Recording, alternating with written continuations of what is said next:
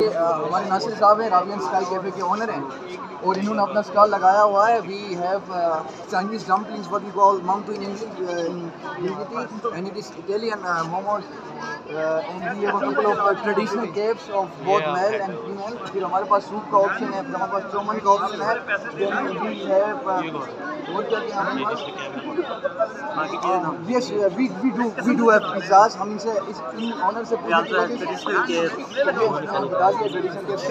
पूछने की कोशिश करेंगे कि इनको ये बिजनेस का आइडिया कहाँ से आया बेसिकली, और आज कैसे देख रहे हैं जो सोसाइटीज़ का सेकंड डे समिट चल रहा है तो उनमें कैसे इनकी कमाई हो रही है।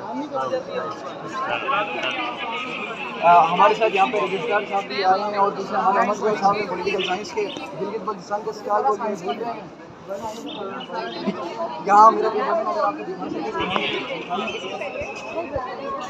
मैंने कैफे खोला है GB Ravian, sorry Ravian sky cafe के नाम से।